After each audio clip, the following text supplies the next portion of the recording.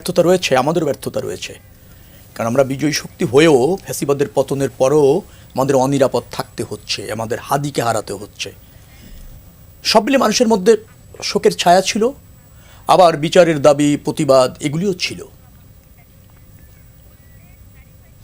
এটা একটা বার্তা দেয় যে দেশ এবং রাষ্ট্রের জন্য যখন কেউ কাজ করতে চায় বা কথা বলে, প্রতিবাদ করে, মানুষ তাকে গ্রহণ করে, মানুষ তাকে সাদরে আপনার সম্ভাষণ করে, এবং সেটা কিন্তু প্রমাণ হাদি। এখন এই প্রমাণ আমাদের দরকার ছিল না, আমাদের হাদির বেঁচে থাকাটা প্রয়োজন ছিল বেশি। কারণ হাদির একটা কন্ট্রিবিউশন হয়তো আমরা দেখেছি, খুব অল্প দিন দেখেছি এবং অল্প দিনে সবাই চিনেছি আমরা। আমার মনে হয় যদি আমি ভুল না করি আর কি, খুব বেশি দিন তো আর হাদিকে দেখার সুযোগ হয়নি। কিন্তু হাদিদের মতো চরিত্র যারা, তাদেরকে এদেশের রাজনীতিতে প্রয়োজন আছে, রাষ্ট্র বিনির্মাণে প্রয়োজন আছে। হাদি যদি জানাজা পড়তে ওখানে মানে আমাদের যেতে হয়েছে পার্লামেন্টের সামনে, পুরা আমার মনে হয় যে লোকে লোকারণ্য হয়ে গিয়েছে, এখন তিল ধরার ঠাঁই ছিল না এরকম মানুষের অংশগ্রহণ। বাট হাদি পার্লামেন্টে দেখতে পারলে আরও ভালো হতো। হাদির এই কণ্ঠ, প্রতিবাদী কণ্ঠ, দাবি জোরালো করা কণ্ঠ এবং প্রাসঙ্গিকভাবে জনগণের প্রতিনিধিত্ব করার যে যোগ্যতা মনে হয়েছে, এবং জনগণ যদি তাকে নির্বাচিত করতে পারতো, পার্লামেন্টে রোল করতে পারলে আমাদের রাজনীতি বলেন, আমাদের রাষ্ট্র ব্যবস্থাপনা বলেন, সেখানে আরও বেশি সমৃদ্ধ হতো। কিন্তু দুর্ভাগ্য হচ্ছে জাতির, দুর্ভাগ্য হচ্ছে আমাদের, ব্যর্থতা আমাদের, যে আমরা হাদিকে বা হাদির মতো ব্যক্তিত্বকে রাষ্ট্র ধারণ করতে পারলো না, অথবা বাঁচিয়ে রেখে রাষ্ট্রের জন্য কাজ করার সুযোগ দিতে পারলো না।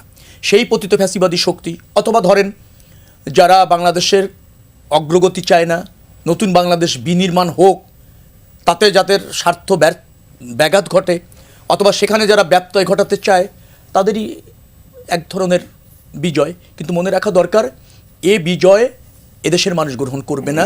যে কোনো মূল্যে হাদির এই আত্মত্যাগ বা আত্মদান যে কারণে হয়েছে, তা আমরা প্রতিষ্ঠিত করব। এই বিজয়ী শক্তিরা সব মিলে, সব রাজনৈতিক দল, যারা ফ্যাসিবাদের বিরুদ্ধে আমরা ছিলাম, এবং এই জাতি, সব শ্রেণী পেশার মানুষ, হাদির যে স্বপ্ন, হাদির যে প্রত্যাশা, তার এখন দায় পড়েছে আমাদের উপর। অর্থাৎ আমাদের আরও শানিত হওয়ার প্রয়োজন আছে, আরও দায়িত্বশীল হওয়ার প্রয়োজন আছে, আরও বেশি ধরেন সজাগ, সক্রিয় থেকে প্রতিবাদী হওয়ার প্রয়োজন আছে।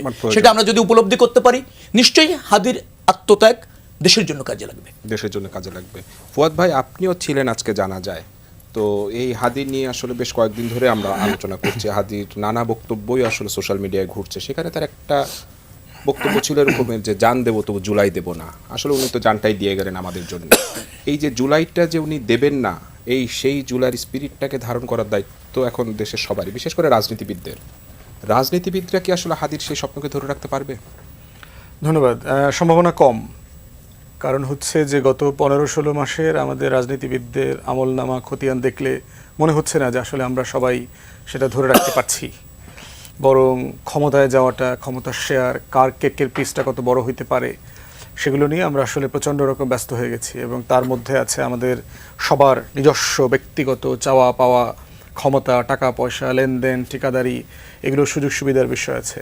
বাট তারপরেও কিছু যে অর্জন নাই আমাদের এই সময়টার মধ্যে, তা না। ঐকমত্য কমিশনের রাজনৈতিক দলগুলো বসছে, দেশ নিয়ে কথা বলেছে, নিঃসন্দেহে এগুলো একটা বড় অর্জন। কিন্তু জুলাইয়ের পক্ষগুলোর ভিতরে আমরা যে দ্বিমতগুলো দেখতে পাচ্ছি, এগুলো খুবই ভয়ঙ্কর। বিএনপি জামাতের বিরুদ্ধে, জামাত বিএনপির বিরুদ্ধে, বিএনপি এনসিপির বিরুদ্ধে, এনসিপি বিএনপির বিরুদ্ধে, মানে এই যে একজনের বিরুদ্ধে আরেকজন কথা বলার যেই ভাষা, যেই তর্কগুলো, এগুলো আমরা আওয়ামী লীগের আমলে দেখেছি।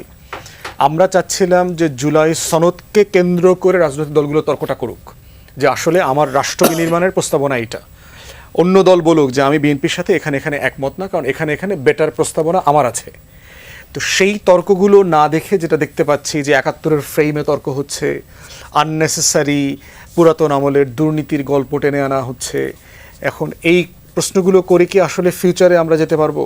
এবং প্রত্যেককে যেভাবে মানে ন্যাংটা করে দিচ্ছে, দিন শেষে আসলে হাসিনা তো দিল্লিতে বসে খুবই আনন্দিত হবার কথা, এটাই সে চেয়েছিল। এই জন্য দেখেন যে হাদির যে স্বপ্নের জায়গাগুলো, সেগুলো খুব পরিষ্কার। এবং আজকের জানাজা থেকে দেখেন, পারহ্যাপস শহীদ প্রেসিডেন্ট জিয়াউর রহমান ছাড়া অন্য কারো জানাজার সাথে এই জানাজা তুলনা করা যাবে না। এবং একটা বিষয় তো হচ্ছে, শহীদ প্রেসিডেন্ট যখন মারা গেছেন তখন technology, social media, video, YouTube, Facebook কিছু ছিল না। অতএব তার বক্তব্য এত পরিমাণে মানুষের কাছে নাই, যেটা রিয়েলিস্টিক বাস্তবতার কারণে এটা আমাদের কাছে আছে।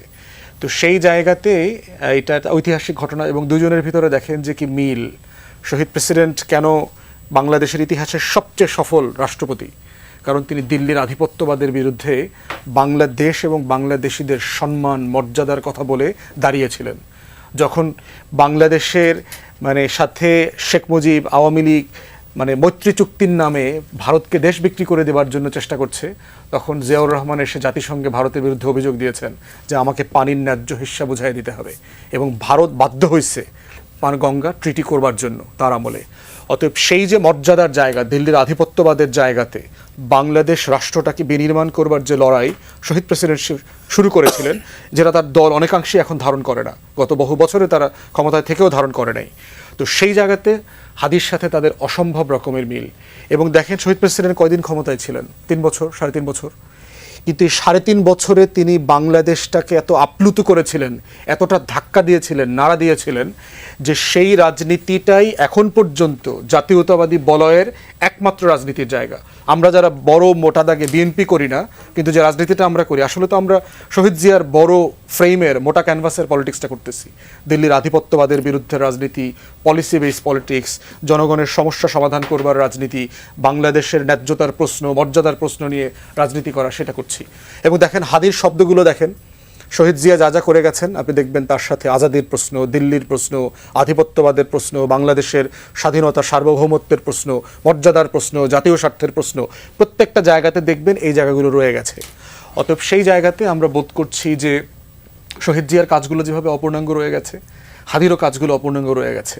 এবং এই কাজটাকে টেনে নিতে পারবেন না। এবং আমরা জুলাই গণ অভ্যুত্থানের পরে জুলাই সনদ পর্যন্ত যে তর্কটা, আলাপটা চালিয়েছি, এটা আসলে এই কাজটাকে টেনে নিয়ে যাবার কাজ। আমরা পারবো কিনা সেই ব্যাপারে আমাদের মধ্যে যথেষ্ট চ্যালেঞ্জ আছে। আমরা রাজনৈতিক দলগুলো যদি সবাই মিলে চাই তাহলে পারবো। যদি সবাই মিলে যে মনে করি যে না, ওনার চেহারা খারাপ, ওনার সাইজ ছোট, উনি এইরকম, উনি সেই রকম, সে একটু বেশি ভালো, সে একটু কম ভালো, তোলায় মেপে মেপে অবদান, ভালো খারাপ, সহি ভুল, এগুলো আলোচনা করি, তাহলে আলটিমেটলি পারবো না। কিন্তু পারার যথেষ্ট সম্ভাবনা আছে। বাংলাদেশের হিস্টোরিক্যাল জায়গাতে যেখানে দাঁড়িয়ে আছি, এত বড় অপরচুনিটি শহীদ প্রেসিডেন্ট জিয়ার মৃত্যুর পরে আর সময় কিন্তু আমরা পাই নাই। আমি একটু রনি ভাই আপনার কাছে জানতে চাই যে হাদি অনেক বক্তব্য দিয়েছে, সেখানে মোটা দাগে একটা তার ড্রিম ছিল যে একটা ইনসাফের রাজনীতি উনি কায়েম করতে চান, যেটা ফুয়াদ ভাই বললো যে আসলে তার স্বপ্নটা বাস্তবায়ন করা বেশ কঠিন। আপনি কি কোনো আশা দেখেন? দেখেন, ধন্যবাদ যে যেখান থেকে আমাদের দেখছেন শুনছেন, সবাইকে আমার সালাম এবং কৃতজ্ঞতা। আশা দেখছি বললে ভুল বলা হবে, কিন্তু হাদির যে রাজনৈতিক আপনার পাটাতন, যেটা শহীদ প্রেসিডেন্ট জিয়া, ফুয়াদ ভাই সুন্দর করে বললেন যে ধরেন শহীদ প্রেসিডেন্ট জিয়া রহমানের যে রাজনৈতিক আপনার একটা মহাকাব্যিক ভিশন, এইটাই এখনও পর্যন্ত বাংলাদেশের অগ্রগতির মডেল। এটা দল মত নির্বিশেষে আমরা এই জায়গায় অন্তত একমত। এখন এই মডেলটা কে কত অ্যাগ্রেসিভলি জনস্বার্থে বাস্তবায়ন করতে পারবে, তার রাজনীতি তত সমৃদ্ধ হবে, সে তত বেশি এগিয়ে যাবে। তো এখন ধরেন হাদিকে 5 তারিখের পরে ব্যাপকভাবে মানুষ চিনেন, আপনারা চিনছেন। তো আমরা হাদিকে অনেক আগের থেকে চিনি। আমি চিনি তাকে করোনার পরপরই, আমার সাথে যোগাযোগ, কিন্তু তখন তাকে লেখক, সংস্কৃতিজীবী হিসাবে চিনতাম। হাদির একটা এক্সেপশনাল জায়গা আমি একটু বলতে চাই, সেটা হলো যে আমাদের এখানে তো সবাই রাজনীতি করি আমরা, কিন্তু হাদি যে কারণে এক্সেপশন, সেটা হলো যে উনি বুঝতেছিল যে আমরা আওয়ামী ফ্যাসিবাদের যে ধারাবাহিকতার মধ্যে আসছি, এইটার একটা কালচারাল, ফিলোসফিক্যাল একটা ফাউন্ডেশন আছে, ফলে এইটাকে অটুট রেখে রাজনৈতিক পরিবর্তন সম্ভব না।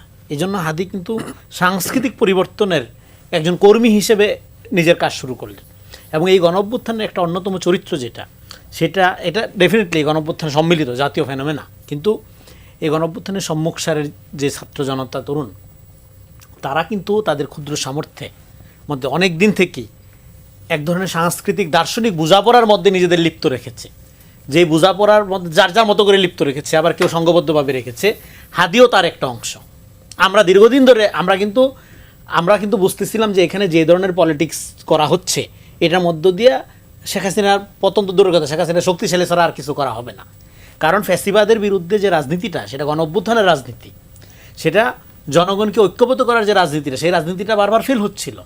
এবং সেটা যে দার্শনিকভাবে মোকাবেলার জন্য যে নতুন সাংস্কৃতিক চিন্তা, সেই চিন্তার জন্য দেখবেন যে এই তরুণরা তাদের মতো করে কিন্তু সংঘবদ্ধ হওয়ার চেষ্টা করেছে, তারা নতুন বয়ান নির্মাণ করেছে, নতুন দার্শনিক ভিত্তি খোঁজার চেষ্টা করেছে, যেটা এখন আপনারা সামনে দেখে এই যে আপনারা দেখেন যে এত তরুণ মুখ এসে এত ভালো ভালো কথা বলে। আগে কোথায় ছিল? আগেও ছিল এগুলো, কিন্তু আগে টেলিভিশনে ডাকা হয়নি এদেরকে।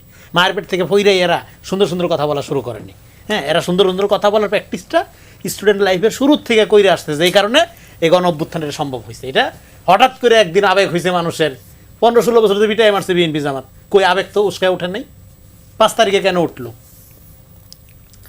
5 তারিখে উঠছে এই কারণে, কারণ এটা সংঘবদ্ধভাবে বিভিন্ন ইউনিভার্সিটি ক্যাম্পাসগুলোতে এই আপনার ফ্যাসিবাদের রক্তচক্ষুর আড়ালে বা উপেক্ষা করে তরুণরা তাদের এই আপনার এই বোঝাপড়ার সংগ্রাম, বুদ্ধিবৃত্তিক এই সংগ্রাম তারা জারি রাখছে।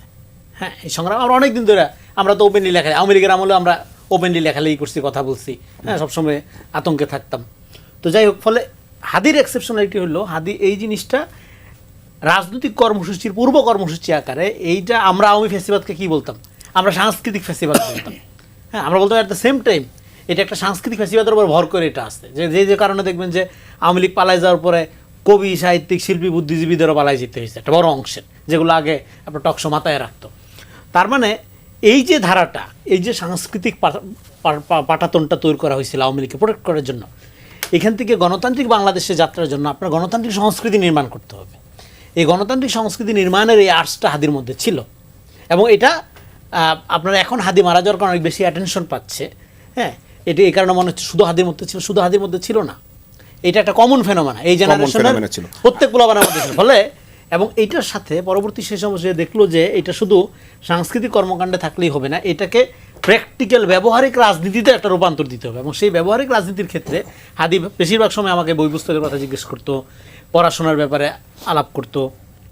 আমি তাকে বলতাম, দেখো বাংলাদেশের রাজনীতি বিকাশের মডেল আগামী 50 বছর এটা হলো শহীদ প্রেসিডেন্ট জিয়াউর রহমানের মডেল। ঠিক এই মডেলটা আমি তো অনেক আগের থেকে আমি বলতেছি, এটা করোনার পরপর থেকে এগুলো নিয়ে আলাপ হতো, যে এখানে মধ্যপন্থা এবং একটা স্টেবল আত্মমর্যাদা সম্পূর্ণ বাংলাদেশ গঠনের যে মডেলটা, এটা জিয়াউর রহমানের মডেল, এটা রিভাইভ করতে হবে টুডে অর টুমোরো। কিন্তু যখন এই আলাপগুলো হয় তখন কিন্তু জিয়াউর রহমানের কথা বলাটা আনন্যাচারাল।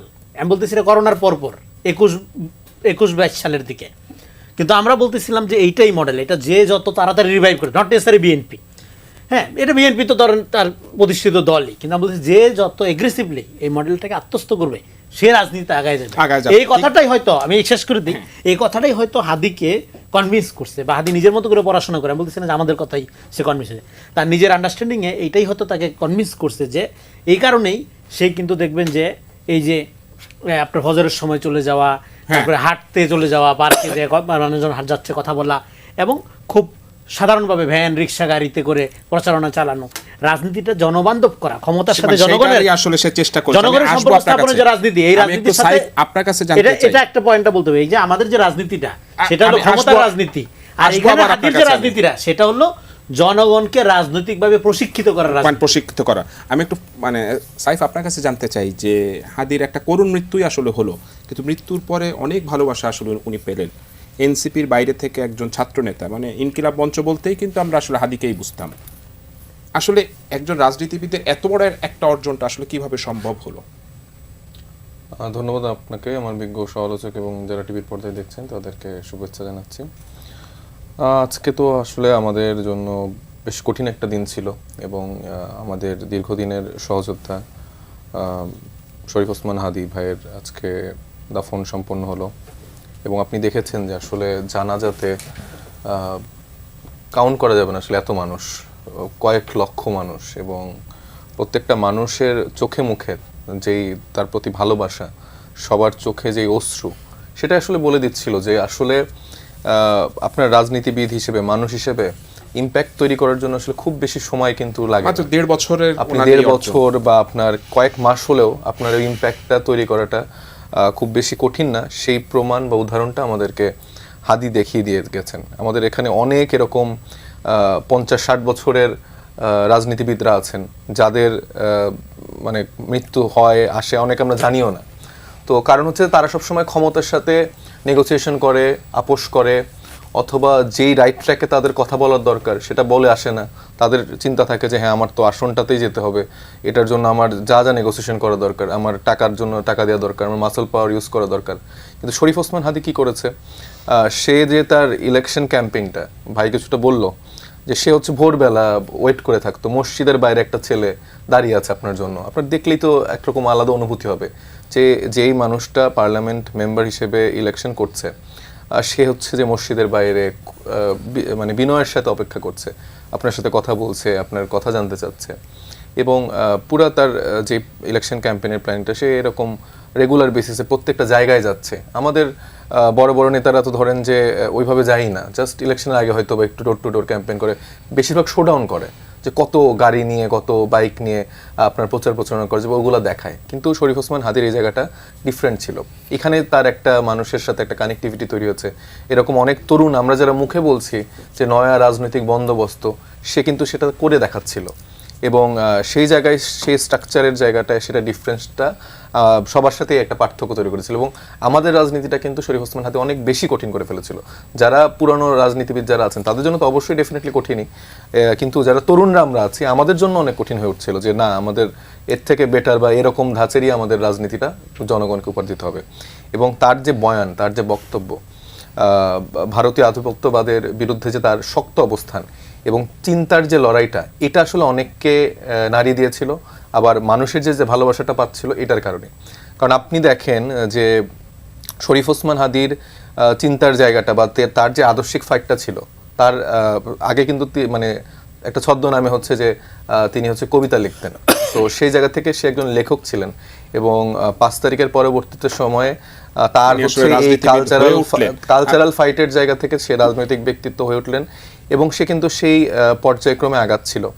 আমি ঠিক এই জায়গাটা আবার আসবো যে ইউনূস সরকারকে কন্টিনিউয়াসলি শুরু থেকে মৌলবাদীদের আশ্রয় প্রশ্রয়দাতা, ইসলামপন্থীদের উত্থান হচ্ছে, এখানে জঙ্গি উত্থান হচ্ছে।